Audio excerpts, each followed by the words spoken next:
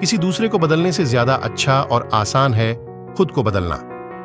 नमस्कार, मैं हूं बाता और हम चर्चा कर रहे हैं रिच डैड पुअर डैड की, जिसे लिखा है रॉबर्ट टी कियासाकी ने। तो उनके रिच डैड ने उन्हें 10 सेंट हर घंटे की जॉब पर रखा।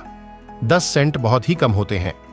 रॉबर्ट टी कियासाकी ने वह जॉब छोड़ दी और अपने रिच डैड के पास गए और गुस्से में उनसे कहा कि मैं इतने कम पैसे पर काम नहीं कर सकता। ये बात सुनकर उनके रिच डैड ने कहा, मुझे खुशी है कि तुम 10 सेंट पर काम करने के लिए असंतुष्ट हो। अगर तुम गुस्सा होकर मेरे पास नहीं आते तो मैं कभी भी तुम्हें पैसा बनाने की कला नहीं सिखाता। इस बात से यह साबित होता है कि तुम पैसा कमाना सीखना चाहते हो। रॉबर्ट टी कियासाकी अपने डैड की बात बहुत ध्यान से सुन रहे थे। उनके डैड ने कहना जारी रखा, तुम्हें पता है कि गरीबी पैसों की नहीं, मन की होती है।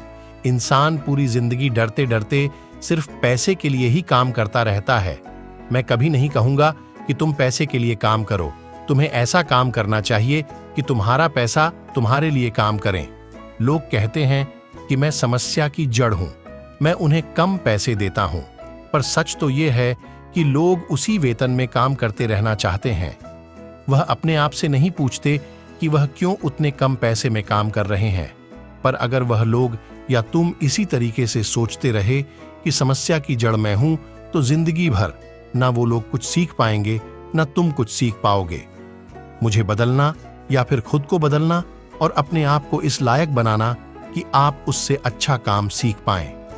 अगर तुम पैसे के लिए काम करना सीखना चाहते हो तो स्कूल में ही रहो। ये सीखने के लिए उससे बढ़िया जगह कोई और है नहीं। परंतु अगर तुम ये सीखना चाहते हो कि पैसा तुम्हारे लिए किस तरह से काम करे, तो मैं तुम्हारा रिच डैड तुम्हें ये सिखा सकता हूं। पर यह तभी संभव होगा, तभी पॉसिबल होगा जब यह तुम खुद सीखना चाहो। तो तुम सीखने के लिए तैयार हो? रॉबर्ट टी कियासाकी ने हां में सर हिलाया और फिर रिच डैड ने कहना शुरू किया, देखो बच्चे, जैसे मैंने कहा, सीखने के लिए बहुत कुछ है। पैसे से अपने लिए काम कैसे करवाया जाए, ये जिंदगी भर चलने वाली पढ़ाई है। मैं पहले से ही जानता हूं कि मेरी धन संबंधी पढ़ाई जीवन भर चलेगी, और इसकी वजह यह है कि मैं जितना ज्यादा जान लेता हूं, उससे भी ज्यादा जानने की मेरी इच्छा बढ़ती चली जाती है। बहुत ही कम लोगों को इस बात का एहसास होता है कि असली समस्या पैसे की नहीं है।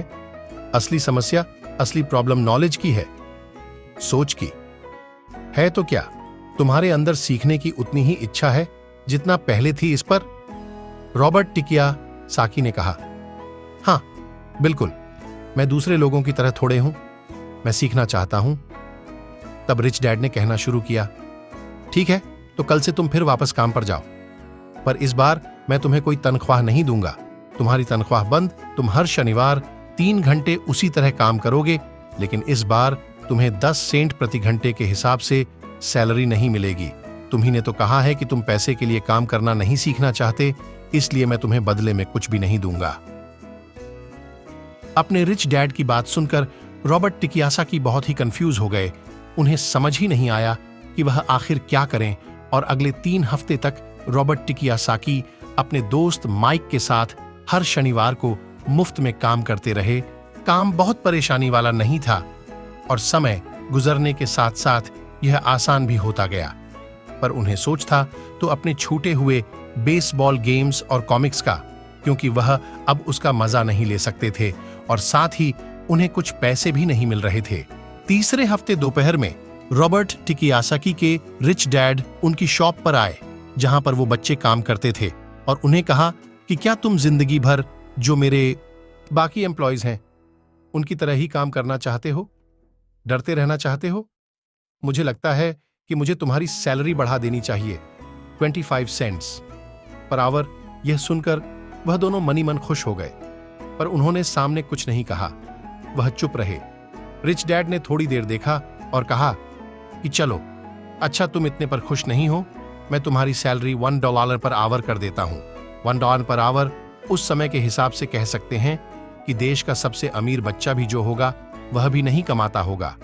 वह थोड़ी देर चुप रहे और फिर उन्होंने कहा कि अच्छा चलो ठीक है, मैं तुम्हारी सैलरी $5 पर आवर कर देता हूं।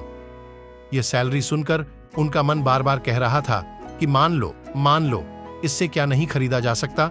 ढेर सारी कॉमिक्स, ढेर सारी साइकिल्स वगैरह वगैरह। पर वो चुप रहे और बच्चों को चुप देख उनके रिच डैड ने कहा, मुझे अच्छा लगा कि तुम लोगों ने लालच नहीं किया, जल्दबाजी नहीं दिखाई, और मैं यह देख सकता हूं कि तुम अगर इसी तरह मन लगाकर सीखते रहे तो फ्यूचर में पैसे से जुड़ी किसी भी बात के लिए तुम जल्दबाजी में डिसीजन नहीं लोगे।